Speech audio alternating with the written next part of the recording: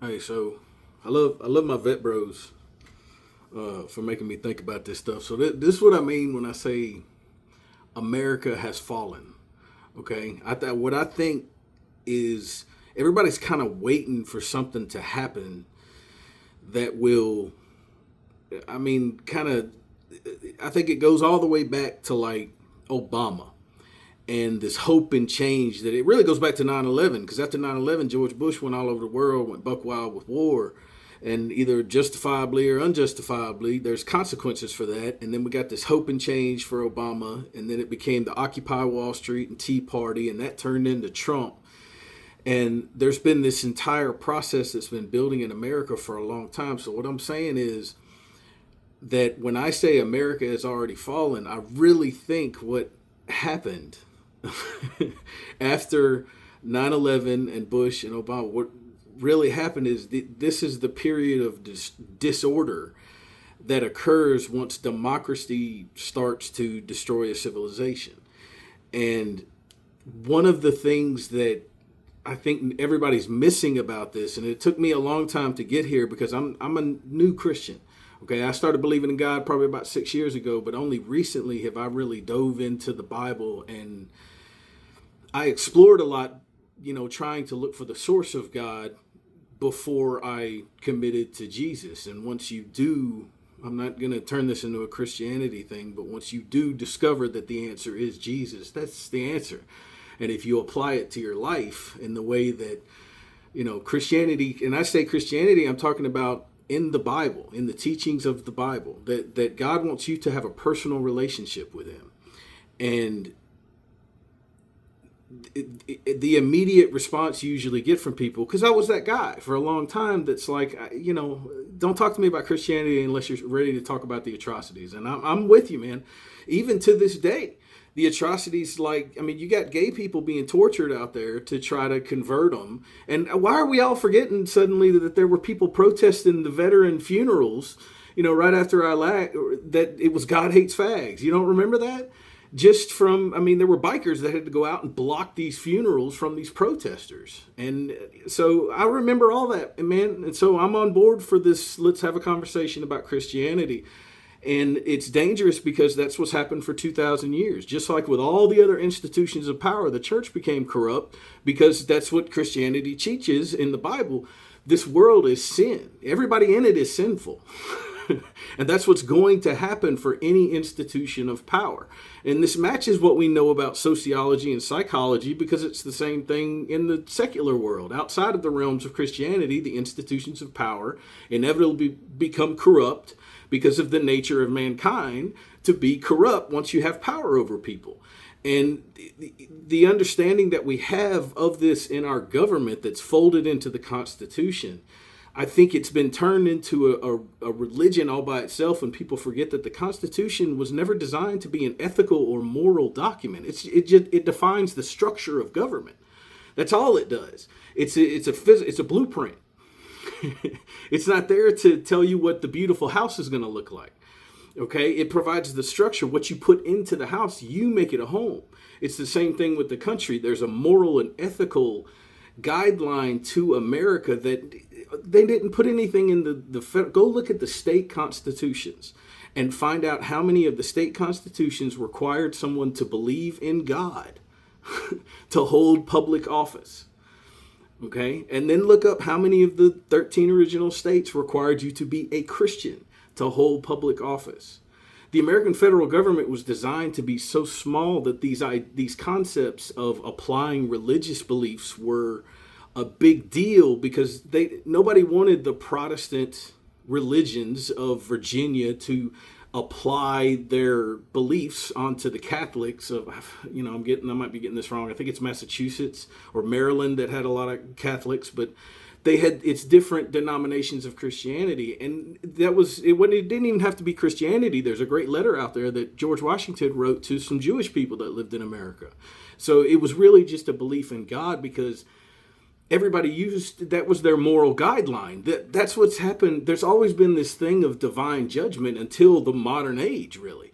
Even the Native Americans, you had to live a moral and just life just to be spiritually sound.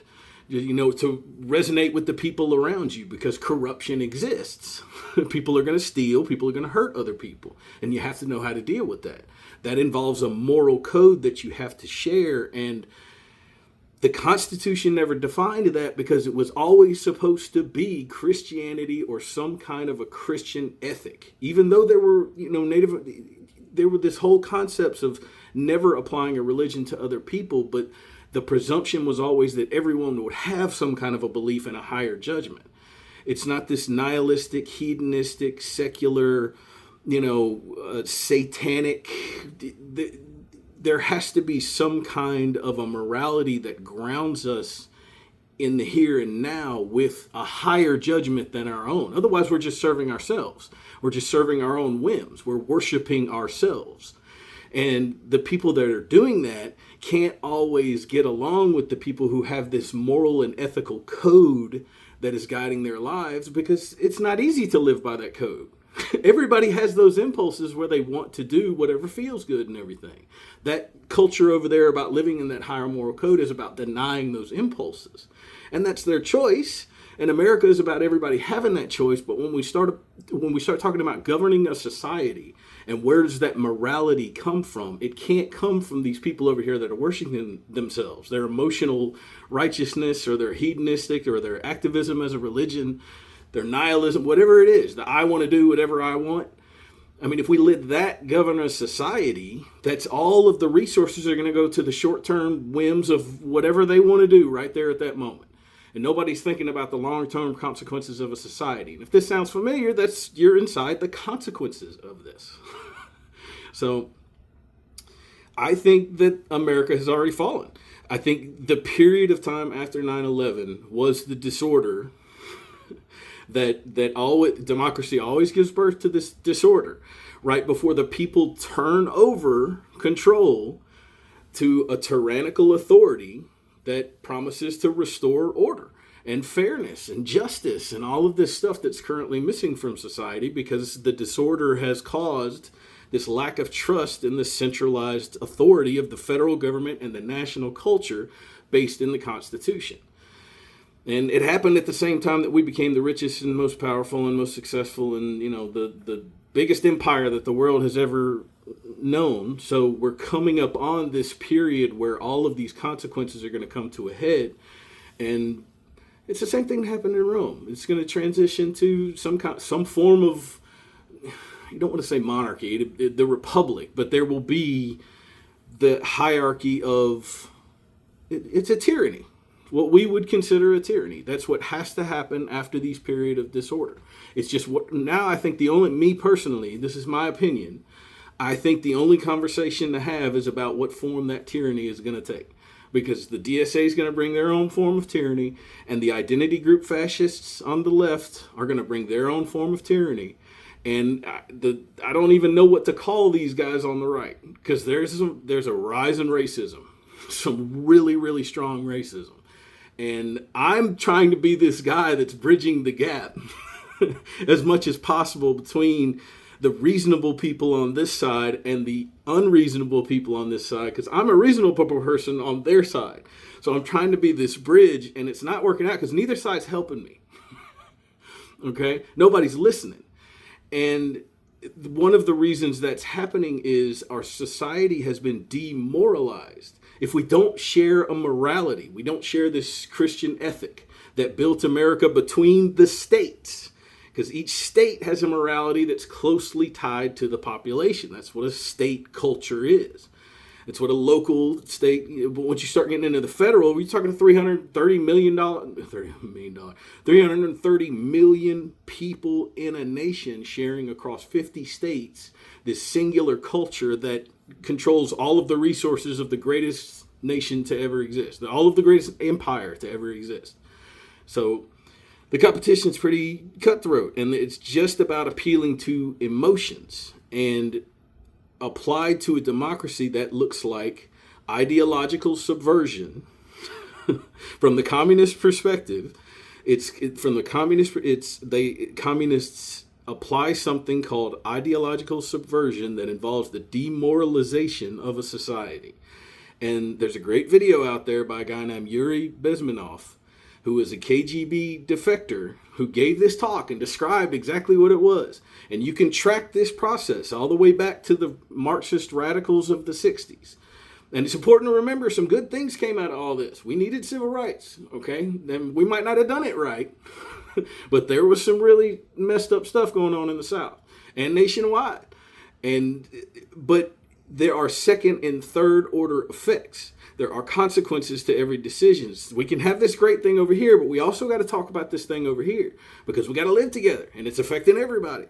But nobody's talking anymore because part of that demoralization process of separating people by their morality is that now I'm not listening to you anymore. You can't get through to them. Okay, they've been brainwashed in a way that the way Yuri Bezmenov describes it is even if you drag them by their neck and show them the concentration camps that they're supporting in a communist regime, like this is what your ideology is going to turn into. And they still won't accept it. There's no way to get through to them. The only way they're going to accept it is when the revolution occurs and they're put up against a wall and they're shot. Or they're put to work in the fields, which is what happens in the communist revolution. All these people are useful idiots. It's happened over and over and over again throughout history. Okay? Use your smartphone. There's no reason to be passionate and ignorant about the same things in 2026. The technology exists. Okay? So I think America's already fallen. And the only question is, what do we do next? And don't ask me for any answers. Okay, the only ideology, and this is where I got into it with these guys on the podcast, who are great guys. If you watch the clips, you might think we're pissed at each other, and they might be pissed at me, but I don't think they are. I am passionate, and they let me argue with them in this aggressive way, but I'm not mad at them at all. That's, as far as I'm concerned, that's men. We can have an argument, all that, and walk away and shake hands, and that's who they are. They're awesome guys. But yeah, I mean, to me, Christian nationalist means moral patriot, because Christianity means follower of Christ, and that's where the morality that guides Christian ethics comes from. So to me, that's moral. You say Christian, I hear moral, because that's what that means to me. And you say nationalism, and the only difference between nationalism and patriotism that I can find out there is that nationalism has the additional criteria of believing that your nation is better than all the other nations. Your people, the American people, are better than all the other nations. Okay, and I do believe that, but that's not a white thing. That's not a racial thing. I don't even really think it has to be a Christian thing. Okay, if you can accept those values of the Constitution that are based in that Christian morality, Christian ethics, and be an American and be a patriotic American and believe that your patriotism is because America is exceptional and you're blessed to be here. You're blessed to live in the greatest nation that has ever existed. Okay, I think it's okay to call yourself a nationalist. If you want to look at Europe and go, our country's better than all those countries in Europe. You can look at Africa and go, our cultures are superior to the ones in Africa. Okay, you can disagree, that's fine. But to believe that America is exceptional for those reasons, that the Constitution is exceptional, if that makes you a nationalist versus a patriot, I don't know what patriotism means if it doesn't. Why are you on that team if you don't think that's the greatest team? I don't get that. It doesn't compute in my head. But if that's what nationalism means, to be on that team and to think that your team is just superior to all the other teams, then yes, I'm also a nationalist. So to me, moral patriot translates into Christian nationalism. So, but I don't associate myself with any of the racial stuff or the extreme stuff. That's just the only philosophy you say Republican and all this stuff comes into my head. You say Christian and all this stuff. Well, now something else comes up, but I know it comes through your head. And I understand that we make these connections between our brains and these words that we're hearing, but we have to start listening to each other. Because if I say I'm a Christian nationalist, there's no hatred in that. That's nothing that you should understand as malicious in any way.